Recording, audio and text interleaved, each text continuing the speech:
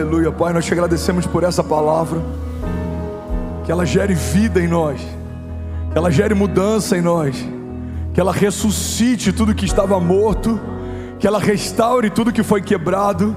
Jesus, nós declaramos a partir de hoje, nós nunca mais seremos os mesmos. Nossos ouvidos, o nosso coração, os nossos olhos estão abertos, atentos para receber a palavra da fé. Nós declaramos em nome de Jesus, salvação chegando na casa de famílias hoje, cura tocando pessoas hoje, restauração. Pai, nós declaramos em nome de Jesus o maior romper da nossa história, começando nesses dias. Essa é a nossa oração, essa é a nossa declaração de fé, em nome de Jesus. Se você crê, diga amém. Você pode celebrar Jesus no seu lugar. Se for para Ele, você pode fazer melhor. Será que alguém pode fazer barulho? Aleluia! Aleluia, pode sentar. Fica à vontade, você está em casa. Aleluia. Jesus, apertem os cintos. Senhoras e senhores, a gente vai para um lugar ainda mais fundo em Deus. Alguém crê nisso? Diga amém. A gente estava falando sobre as obras da carne e o fruto do Espírito. E eu preciso de pelo menos uns 100 incendiários comigo aqui hoje. Tem algum incendiário aqui hoje? Não se distraiam, intercessores, não se distraiam. Pastores, líderes de GC, voluntários, não se distraiam. A gente começou a falar sobre isso há 2 semanas atrás. Essa é a 3ª semana. E sinceramente, quanto mais eu medito nisso, mais eu sinto um convite do Espírito Santo para a gente se aprofundar nisso. E eu não sei até quando vai essa série, mas eu sei para que lugar essa série vai levar a gente. Deus está nos chamando para um lugar de maturidade e de temor mais alto. Alguém crê nisso? Diga amém. Então eu tenho falado sobre algumas coisas que também permeiam esse assunto, mas que não necessariamente são o assunto, porque a gente está construindo aqui uma visão, a gente está construindo aqui um entendimento, a gente está removendo sofismas, a gente está removendo coisas que nos impediu de enxergar claramente, a gente está indo para um lugar mais fundo em Deus. Você crê nisso? Diga amém. A palavra de Deus diz em Gálatas 2,19: porque eu, mediante a própria lei, morri para a lei, a fim de viver para Deus. Estou crucificado com Cristo, logo já não sou eu quem vive, mas Cristo vive em mim. E esse viver que agora eu tenho na carne, eu vivo pela fé no Filho de Deus, que me amou e que se entregou por mim. Alguém pode dizer glória a Deus por isso? Qual é o propósito do Evangelho? Qual é o propósito da redenção? Qual é o propósito de reconhecermos Jesus como Salvador? O propósito é nos tornarmos separados do mundo e reconectados ao Pai. O propósito é nós vivemos uma nova vida, e para você viver uma nova vida tem que ser de um novo jeito, porque não é o mesmo tipo de vida, não são mais os mesmos termos, não é mais a mesma dinâmica. É por isso que é impossível viver o novo com as ferramentas do velho, é impossível viver o novo com a dinâmica do velho. Alguém está comigo? Diga amém. É por isso que eu falo, por exemplo, sobre finanças. Às vezes a gente está vivendo debaixo de uma nova aliança, mas a gente se move por uma dinâmica da aliança antiga. No jardim, a provisão já existia antes da necessidade chegar. Então o homem não precisou aprender a semear para colher, o homem precisou aprender a semear para colher depois da queda. Deus disse: olha, porque você pecou, agora você vai comer do fruto do seu suor, do seu trabalho. Ou seja, semear para comer é uma dinâmica depois da queda. A dinâmica antes da queda era colher para replantar.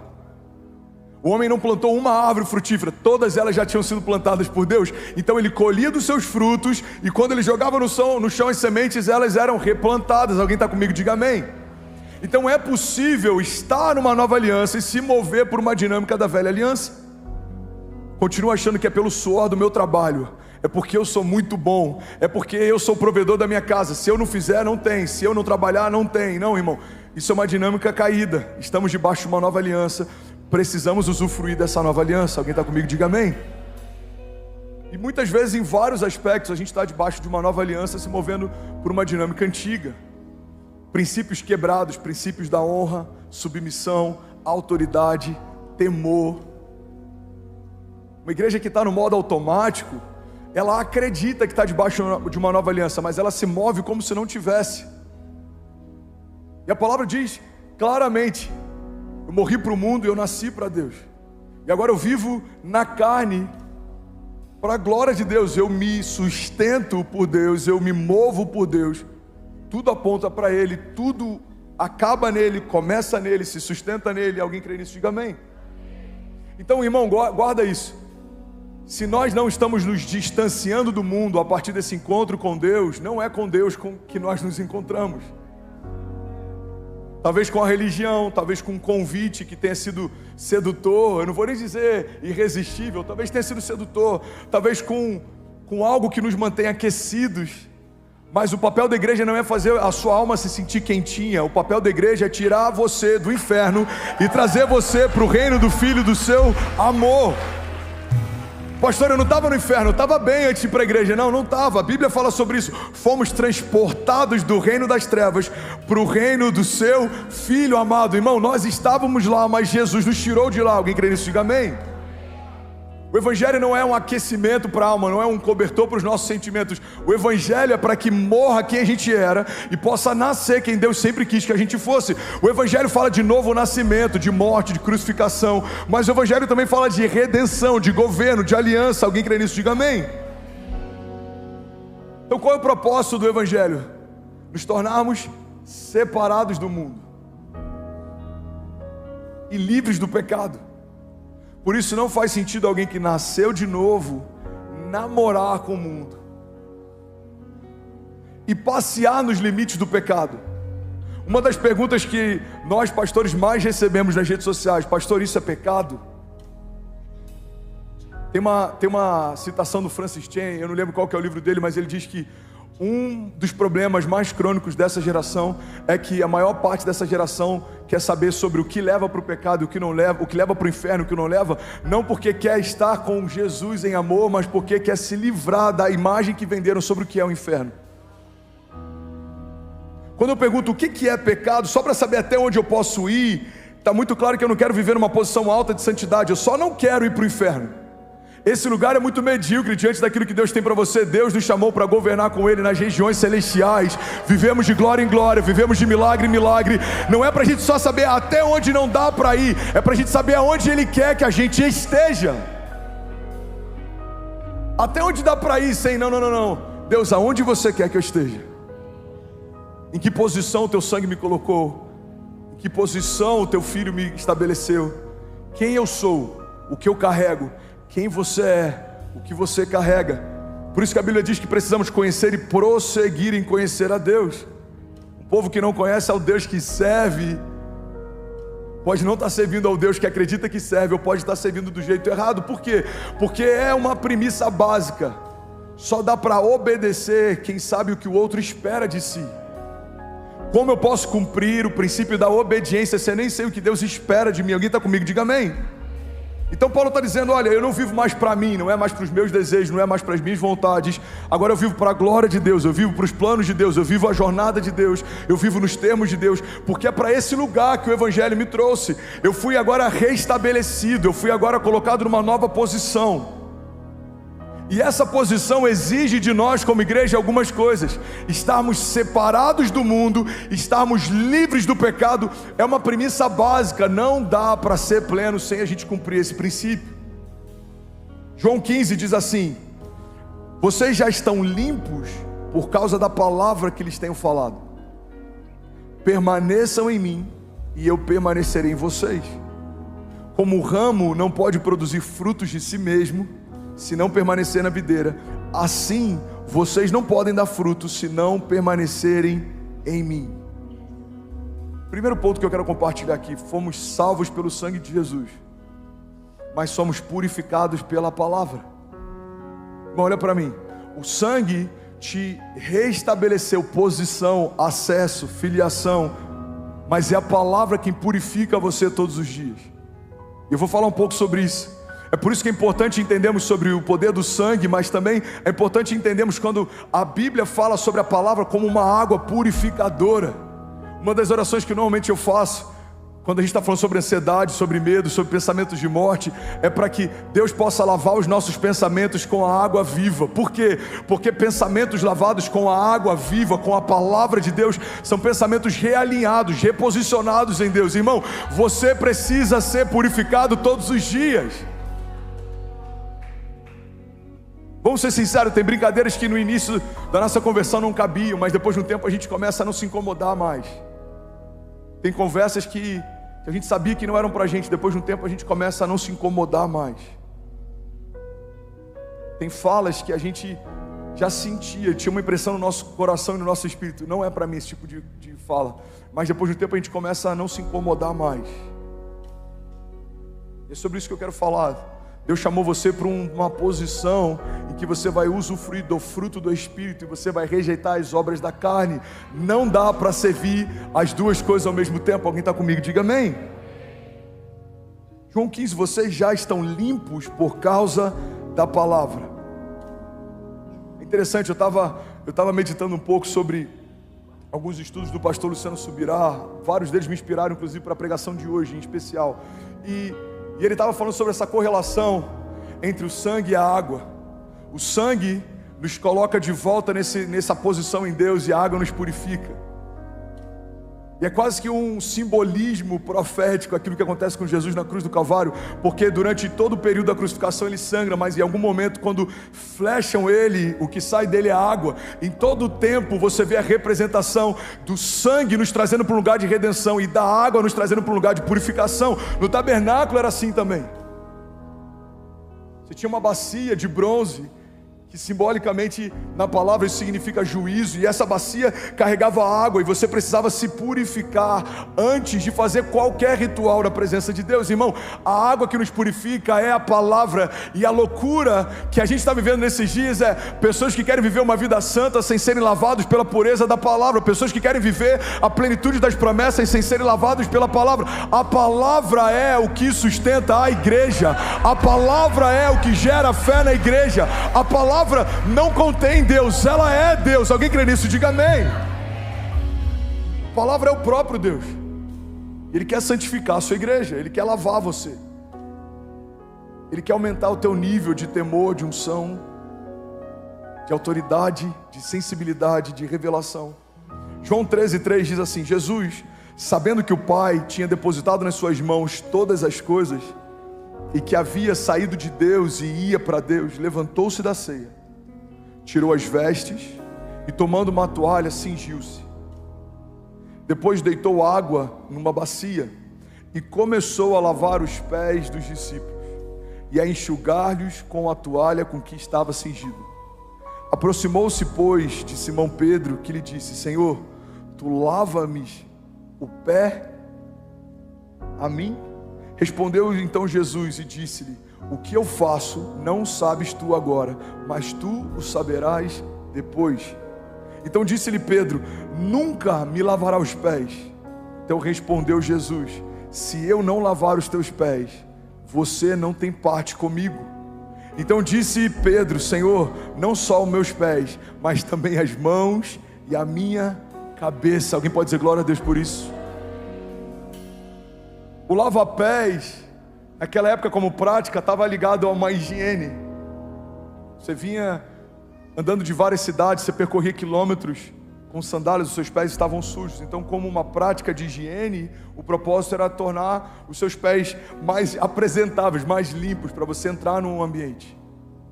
Mas nesse lugar que Jesus está levando os discípulos, a dinâmica que Jesus está fazendo, ela é profética, ela é simbólica, ela aponta para algo. Ele não está simplesmente lavando os pés dos discípulos da poeira, mas ele está ensinando um princípio. Se eu não puder lavar vocês, purificar vocês, eu não posso ter parte com vocês. Porque aquilo que é santo não se mistura com aquilo que não é. Aquilo que é puro não se mistura com aquilo que não é. Porque quando você pega um pouco de pureza e mistura com um pouco de sujeira, tudo se torna sujo. Se eu pegasse um copo d'água aqui e eu trouxesse uma gota da água que tem lá fora, na caixa de gordura da igreja, e falar assim: irmão, eu vou botar uma gota só numa garrafa de 2 litros, você beberia dessa água, sim ou não? Mas é exatamente assim que muita gente está tentando encarar a sua jornada de fé. A Bíblia fala que uma mosca num perfume, ele estraga todo o óleo, toda a unção. Os vitimistas vão dizer, mas a culpa não é minha, ela caiu. Os negacionistas vão dizer, não tem nada de errado, é só uma mosca. Mas os maduros entendem que só entrou uma mosca num perfume caro porque alguém deixou ele descoberto. Qual que é o seu papel, irmão? É cobrir com tudo que tem, protege a unção, com tudo que tem, mantém guardada a tua santidade, com tudo que tem, protege a tua identidade. Porque ela que te dá acesso ao reino, ela te dá acesso às promessas, ela te dá acesso ao Pai. Alguém está comigo? Diga amém. Não dá para servir a dois senhores. Pastor, mas eu estou na igreja, não tem como eu viver nenhuma obra da carne. Você acha que não? Esses dias criaram um grupo alternativo em um dos ministérios da nossa igreja para discutir, sem a presença de pastores e sem a luz da palavra, o que não concordava a respeito da liderança desse ministério. E a minha pergunta é, qual é a diferença entre isso e o que a Bíblia chama de facção? Porque falar sem ser com aquele que pode resolver não é para trazer luz, isso se chama fofoca. A Bíblia fala de feitiçaria, e muitas vezes a gente acha que feitiçaria vai estar ligado a algo mais esotérico, mas rebeldia é tal como feitiçaria. O que é rebeldia? É não se submeter. Se a gente vai para o carisma, a gente aprende sobre submissão e autoridade. Toda autoridade é constituída, ela é instituída, estabelecida por Deus. Você está comigo? Diga amém. Pastor, você está dando alguma indireta para Alphaville? Não, irmão, eu já vivi isso em todas as igrejas. Mas eu confesso que aqui foi maior do que eu já tinha visto em outras. Mas eu também sei que isso já passou. O melhor de Deus já está acontecendo, amém? Eu lembro no início foi complicado. Tinha um grupo de louvor, criaram um grupo paralelo. Tinha um grupo do carisma, criaram um grupo paralelo. Tinha um grupo do não sei o que, criaram um grupo paralelo. Irmão, criar uma força paralela não é diferente do que o tráfico faz em relação à polícia, por exemplo. Não reconhecemos o Estado absoluto, então criaremos um Estado à parte. Não reconhecemos uma liderança, então criaremos uma liderança à parte. O problema é que Jesus não criou uma igreja à parte. Ou você se submete, ou você é insubmisso. Ou você honra, ou você é rebelde. Alguém está comigo? Diga amém. Essas são obras da carne, sem perceber, irmão. A gente pode estar vivendo isso, não só na igreja, no trabalho. Cria um grupo, só fala mal do patrão. Ele é tão ruim, sai de lá. Mas se você está aí, a sua família usufrui do que você recebe, daí honra. A Bíblia diz, façam para o seu Senhor como se fizessem para o próprio Deus. Por quê? Porque você expressa o caráter de Deus. Eu conheço grandes empresários que não querem contratar evangélicos, porque dizem que são alguns dos funcionários que mais dão trabalho. Sabe por que existem alguns evangélicos que dão trabalho? Porque eles acreditaram a parte da Bíblia que fala sobre fomos chamados para governar e acham que tudo é pequeno demais para ele. Esse trabalho é pequeno demais, o salário é pequeno demais, eu trabalho demais, porque Deus me chamou para ser cabeça e não cauda. Mas isso daqui tem que estar em equilíbrio com a parte que somos submissos, somos mansos, somos aqueles que somos agentes de paz, somos conciliadores. E se você só pega essa parte e não essa, irmão, você só é alguém iludido. Não tem nada pior do que um tolo animado. A gente sai de um culto, não, esse ano vai ser o melhor ano da minha vida. Como que eu vou acessar isso? Pelo fruto do Espírito, não pelas obras da carne. Alguém está comigo? Diga amém. Coloca a mão nas minhas palavras, por favor. Mas se não quiser, tudo bem. Eu preciso pregar o que Deus está falando com a igreja. Você está comigo? Diga amém. Efésios 5:23 diz, porque o marido é o cabeça da mulher, como também Cristo é a cabeça da igreja, sendo Ele próprio o Salvador do corpo. De sorte que assim como a igreja está sujeita a Cristo, assim também as mulheres sejam em tudo sujeitas a seus maridos. Vós maridos, amai as vossas mulheres, como também Cristo amou a igreja e a si mesmo se entregou por ela. Agora pega essa chave. Para a santificar, purificando-a com a lavagem da água pela palavra, para apresentar a si mesmo a igreja gloriosa, sem mácula, sem ruga e nem coisa semelhante, mas santa e irrepreensível. Alguém pode dizer glória a Deus por isso?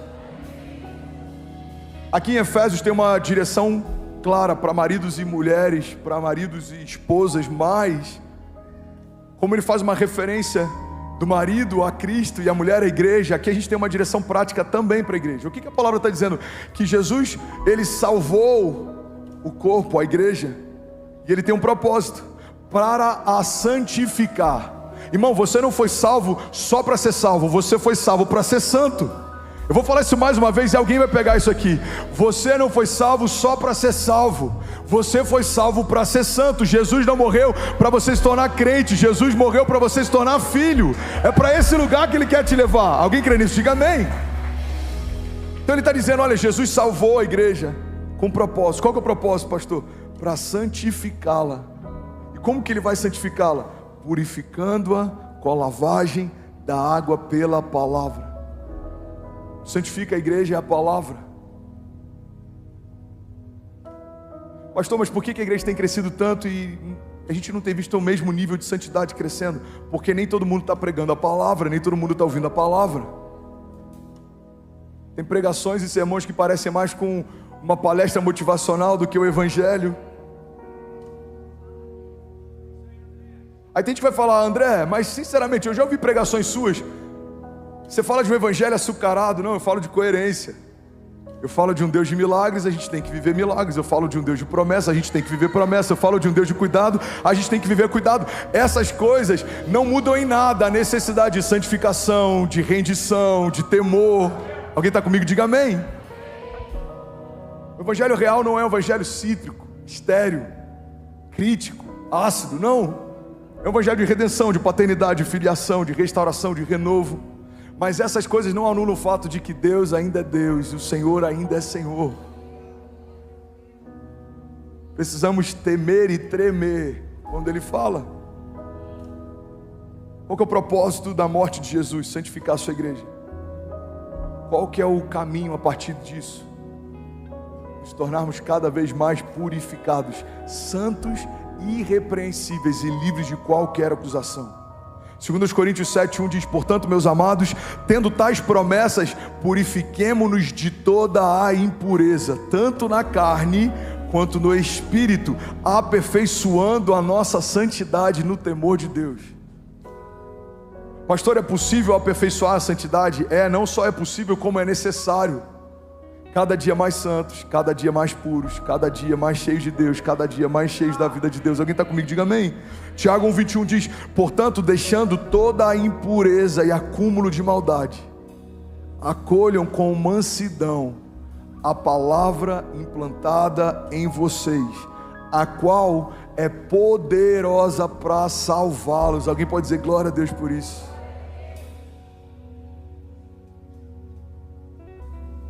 Quem está recebendo algo de Deus, diga amém.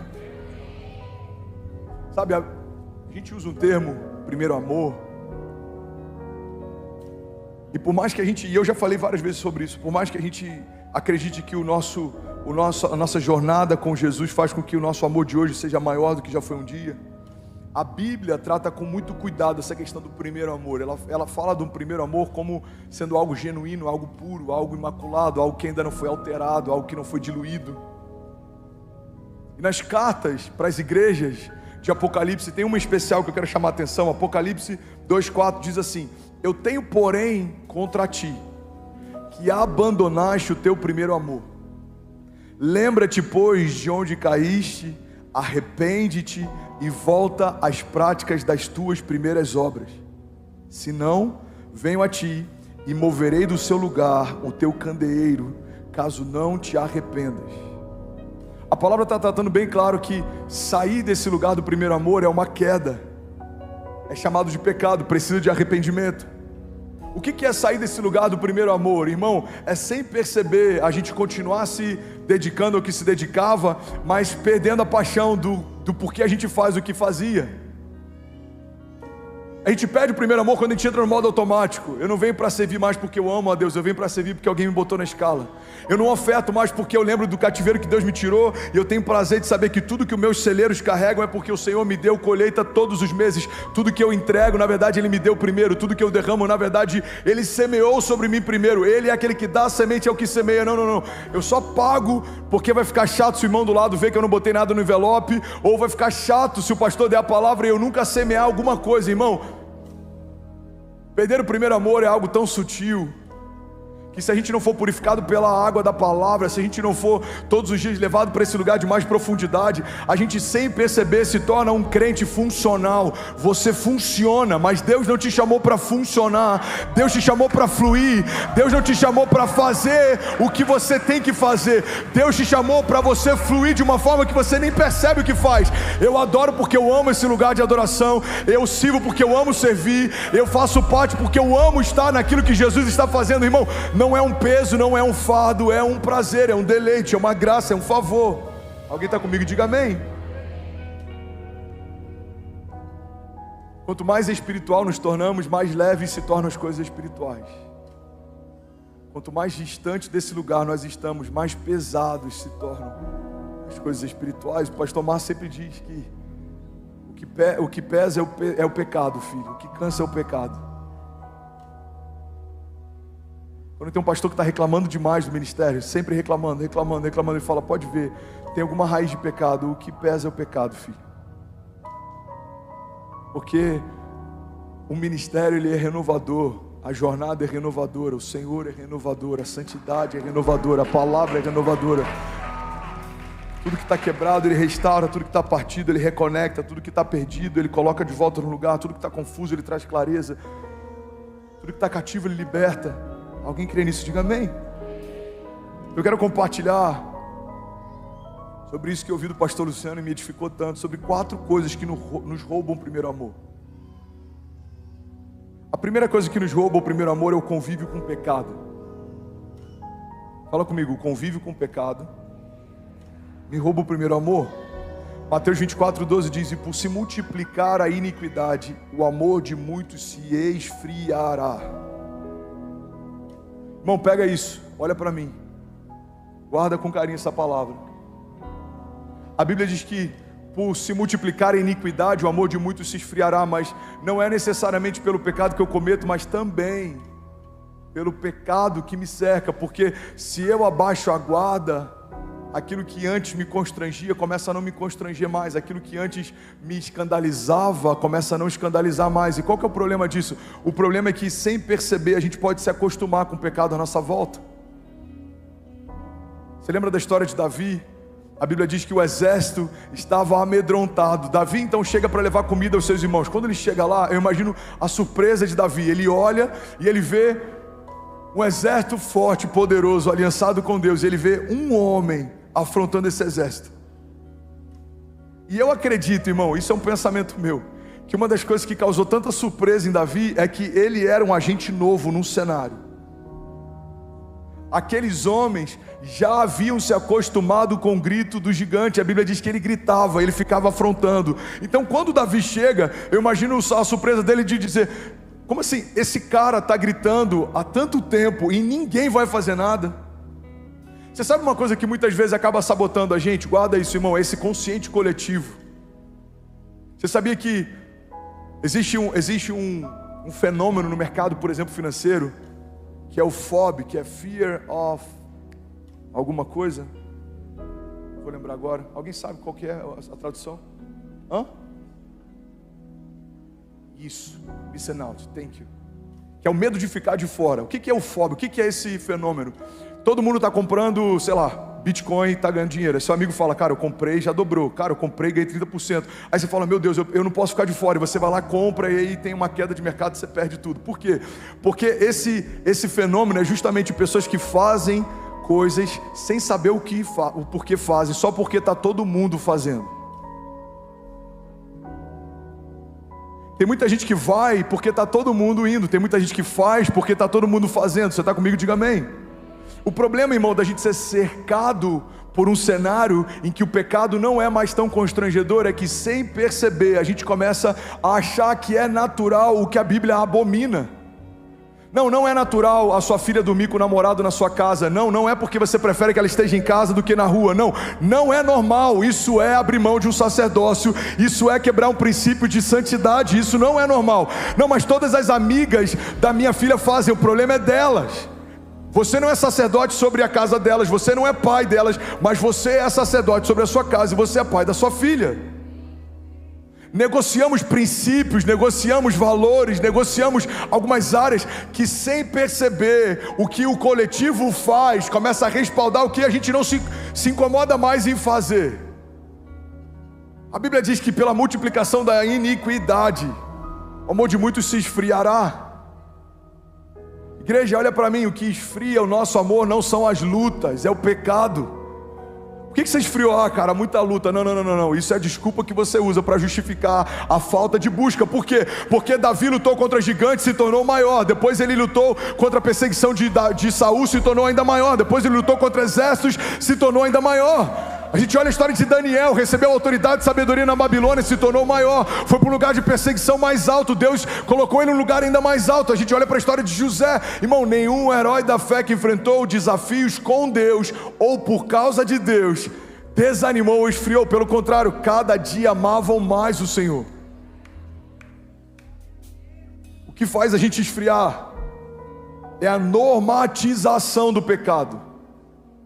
A iniquidade é a normatização do pecado. Me escandalizava, não incomoda mais. Alguém está comigo? Diga amém. Primeira coisa que me rouba o primeiro amor, o convívio com o pecado. Segunda coisa que pode roubar da gente o primeiro amor, a falta de profundidade. Fala comigo, falta de profundidade pode me roubar o primeiro amor.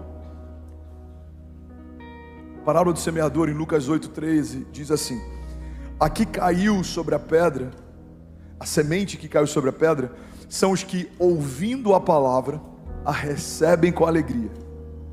Estes não têm raiz, creem apenas por algum tempo e na hora da provação se desviam. Qual é o problema da gente receber a palavra, mas não permitir que ela se aprofunde? No meio da crise a gente se desvia. Bom, olha para mim, alguém está feliz aqui ainda? Vocês estão tão sérios.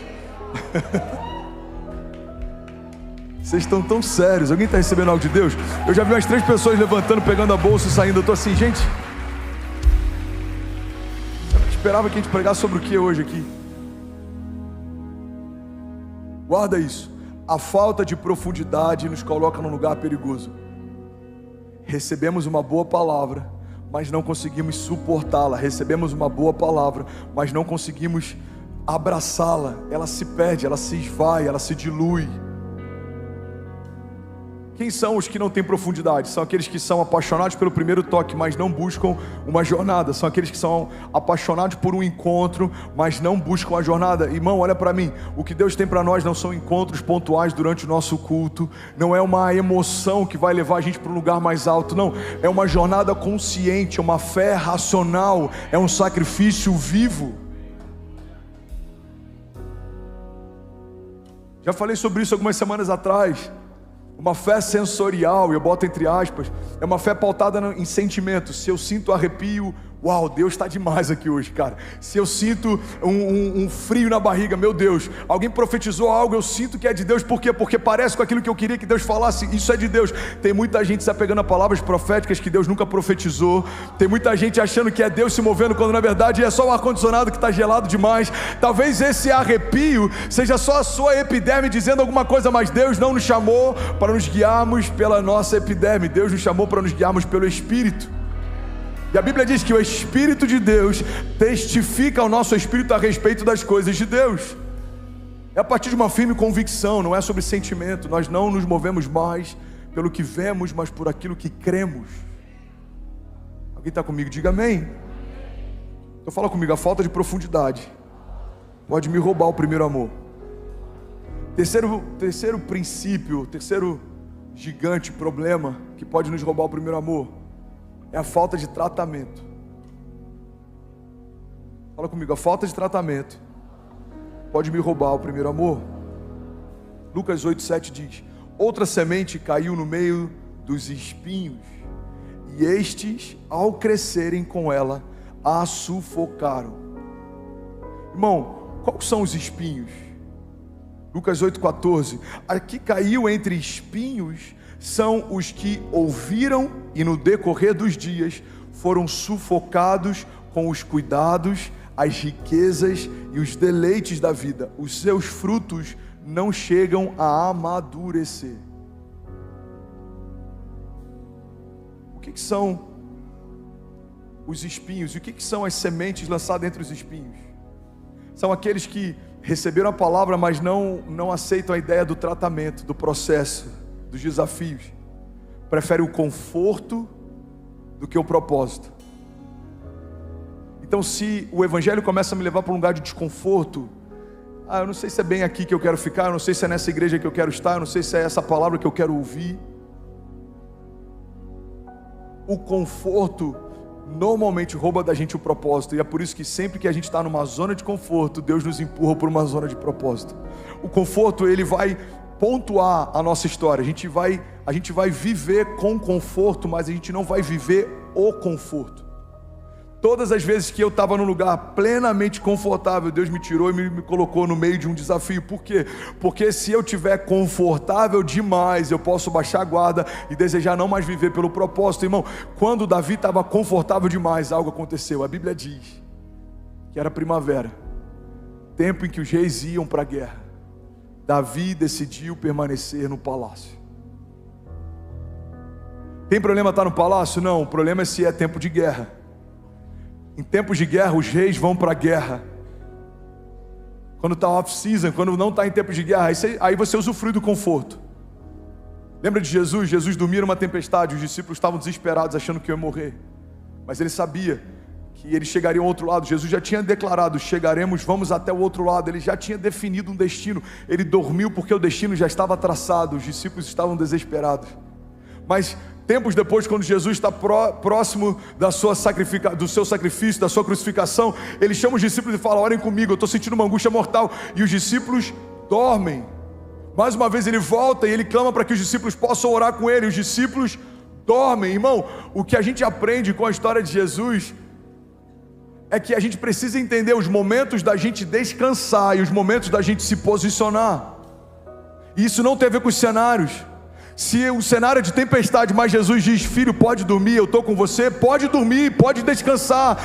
Pastor, mas é contra-intuitivo, não faz sentido. Mas não faz sentido mesmo. Agora, se Jesus fala: filho, se posicione, é tempo de orar, não se distraia. A gente tem que se posicionar e orar, não pode se distrair. Então a falta de tratamento, a falta de processo rouba de muita gente o primeiro amor. Por quê? Porque eu vim por uma palavra de conforto. Guarda isso, eu aprendi isso no meu ministério, no início do meu ministério, isso me marcou para sempre. A gente tem que tomar muito cuidado com aquilo que a gente utiliza como motivação para que pessoas façam algo, porque tudo que você utiliza para mover pessoas, você vai precisar utilizar para manter pessoas. Se pessoas vêm, é por isso que eu nunca faço uma proposta, por exemplo, para ninguém que está no meu time. Você pode ter certeza que cada pastor que está no meu time, cada líder integral que está no meu time, não veio por uma proposta. Ele sempre vem e depois a gente conversa. Por quê? Porque se você vem por uma proposta, você só se mantém por uma proposta. Cara, eu estou indo lá para ficar com o André em Alfa. Por quê? O salário é bom. Quando a próxima igreja te oferecer um salário melhor, você deixa a gente. Cara, os benefícios são incríveis. A gente ainda não tem, vai ter. Nossos pastores ainda não têm plano de saúde, vão ter. Amém? O nosso staff está aqui porque ama, irmão. A maior parte deles ganha muito menos do que ganharia no mercado. Muito menos. Seu pastor ganha de salário mensal o que ganharia com uma palestra no secular. E olha que a gente já fechou algumas. Um dia paga um mês, mas por quê? Porque eu não estou aqui pelo benefício, eu estou aqui pelo propósito. Guarda isso, irmão. Se você chama alguém pela proposta, você só mantém pela... É por isso que a gente tem que tomar muito cuidado com o motivo pelo qual a gente vai até Jesus, porque se a gente vai para Jesus só buscando conforto, a gente só se mantém enquanto está confortável. Qual que é o problema da gente ir para Jesus? Se for para Ele, você pode celebrar.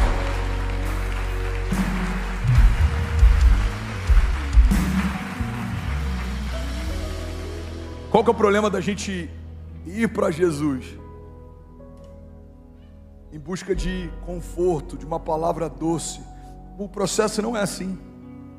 Primeiro que o processo vai tirar você de tudo que é confortável. O processo vai tirar você de tudo que você estava ambientado. Uma nova criatura tem uma nova dinâmica, nova realidade, nova natureza, novas vestes, novos pensamentos. Tudo vai ser novo. Aí você vai precisar se sujeitar numa construção que é dentro de uma igreja local. Irmão, olha para mim.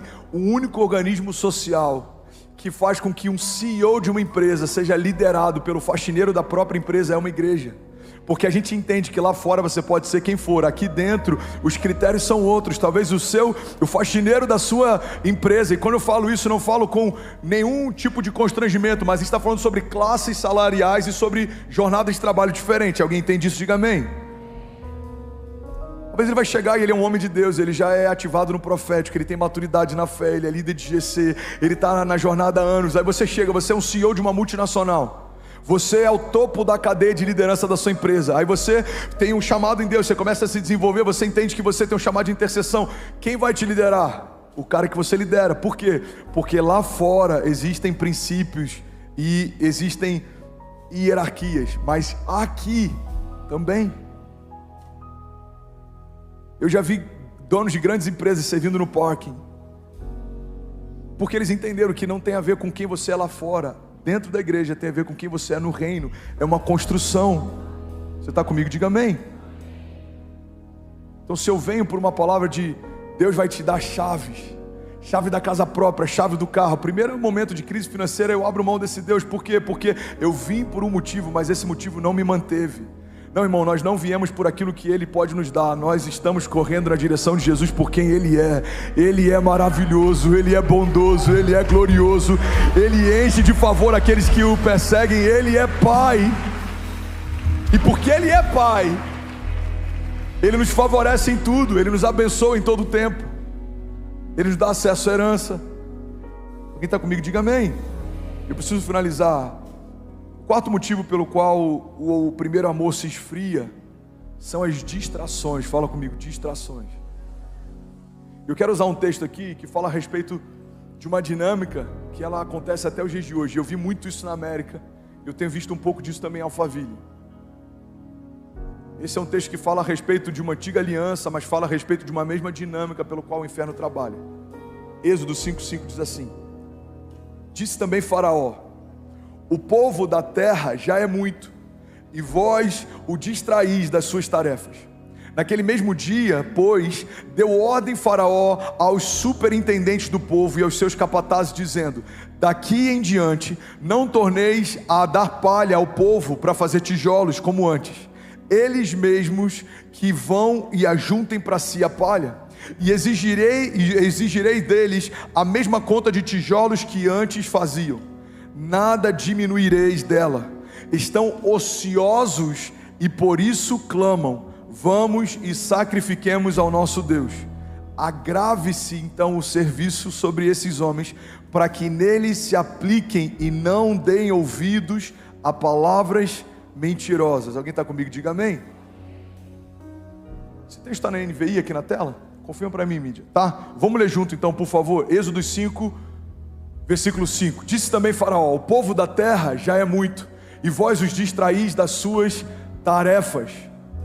Naquele mesmo dia, pois, deu ordem Faraó aos superintendentes do povo e aos seus capatazes, dizendo: daqui em diante não torneis a dar palha ao povo para fazer tijolos como antes. Eles mesmos que vão e ajuntem para si toda a palha. Pode seguir. E exigireis deles a mesma conta de tijolos que antes faziam. Nada diminuireis dela. Então estão ociosos e por isso clamam: vamos e sacrifiquemos ao nosso Deus. Agrave-se o serviço sobre esses homens, para que nele se apliquem e não deem ouvidos a palavras mentirosas. Irmão, pega isso aqui. Desde Faraó existe uma dinâmica do inferno para distrair o povo de Deus. Se eles estão com muito tempo para adorar, dá mais trabalho para eles. Se eles estão com muito tempo para cultuar, dá mais trabalho para eles. Se eles estão com muito tempo para servir, dá mais trabalho para eles. A fala de Faraó precisa ser entendida nos dias de hoje, porque a tipificação de Faraó é justamente a tipificação de Satanás. Na história bíblica, A simbologia de Faraó é justamente a simbologia de Satanás. O cativeiro no Egito é justamente o cativeiro no inferno. E a libertação do povo fala justamente sobre a libertação que nós vivemos a partir de Jesus. Você está comigo? Diga amém. Então guarda isso, a dinâmica que acontece desde que o povo era cativo, antes de Jesus e ainda na antiga aliança, é quando o povo está livre demais para cultuar e buscar a Deus, vamos dar mais trabalho para eles. A diferença é que enquanto éramos escravos, alguém mandava que a gente trabalhasse mais, e isso fazia com que a gente cultuasse menos. Mas agora que somos livres, muitas oportunidades de ganhar dinheiro têm feito a gente trabalhar mais e cultuar menos.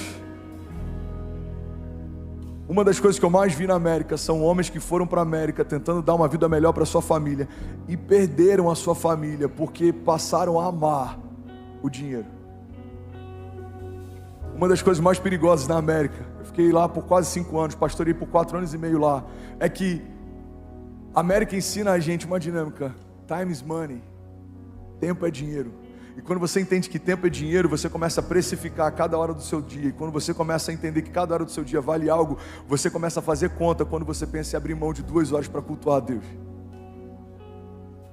Quantas vezes eu vi pessoas falando: pastor, não tem como eu servir essa semana porque, cara, eu estou fritando, tá surgindo muita oportunidade, eu estou trabalhando. O cara aprendeu que a hora dele vale $100, $50, $200. Então ele pensa: se eu ficar 2 horas cultuando, eu abri mão de $300, $400. Irmão, quando o tempo se torna o nosso Deus, quando o dinheiro se torna a nossa motivação, a gente já se perdeu e nem sabe. A riqueza do tipo de Deus, ela não acrescenta dores. Olha o que a Bíblia diz: a riqueza que eu tenho para vocês, ela não acrescenta dores. Não é porque a gente vai trabalhar 2 vezes mais que a gente vai ganhar 2 vezes mais. A Bíblia diz que Deus dá àqueles que Ele ama enquanto dormem. Em outra passagem a Bíblia diz que nenhum ouvido ouviu, nenhum olho viu outro Deus além do nosso, que trabalha para aqueles que nele confiam. Você pode levantar sua mão em nome de Jesus? Declare com autoridade, diga: o trabalho, o dinheiro, as preocupações, diga, não vão roubar de mim o lugar principal de Deus. Diga: Deus é Deus, Ele é bom em todo tempo. Diga: a sua bondade e a sua misericórdia me seguirão todos os dias. E a provisão que eu tenho não vem do meu suor, diga, vem de Deus.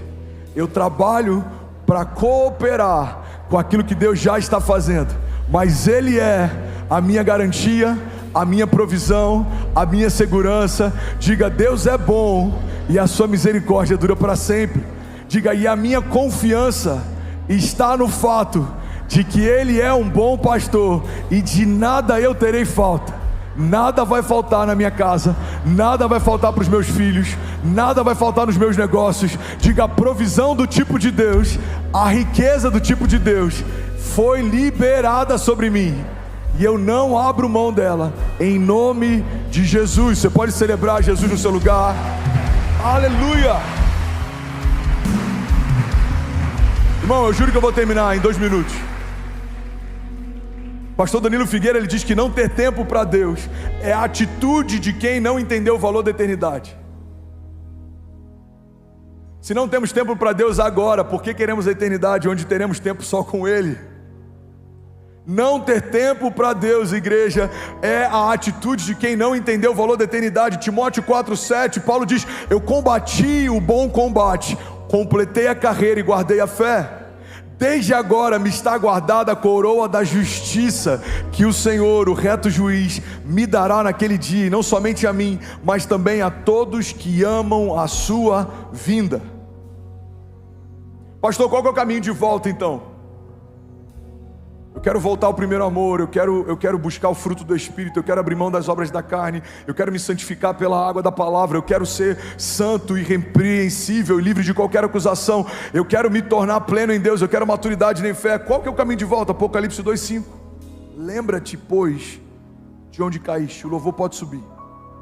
Arrependa-te e volta à prática das primeiras obras. São 3 dinâmicas. Primeira, lembra-te. Traz à tua memória o que te dá esperança.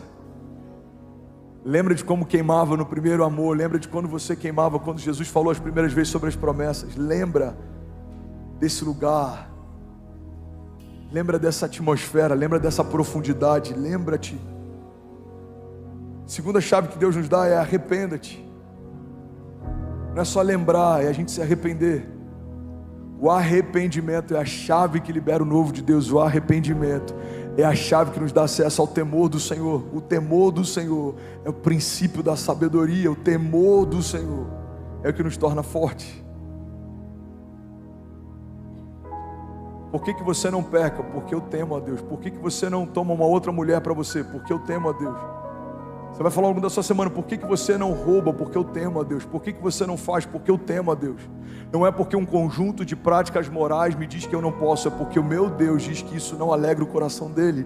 Por que José não tomou a mulher de Potifar para si? Porque ele temia a Deus. Por que Davi não matou Saul mesmo podendo fazer? Porque ele temia a Deus. Eu não tocarei em alguém que o meu Deus ungiu. Por que Abraão abriu mão de tudo, de todo o conforto, para ir para um lugar que ele nem sabia qual era? Porque ele temia a Deus. Deus disse, sai, e ele saiu. E vai para o lugar que eu ainda vou te mostrar. Ele não pediu um mapa, não precisou fazer sentido para ele. Deus disse, não é aí mais que eu quero que você fique. Não é mais lá que ele ficou. Nem sempre Deus vai nos dizer para onde vamos, mas Ele sempre começa nos direcionando sobre onde não devemos mais ficar.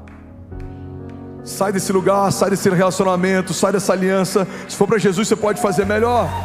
Arrependa-te.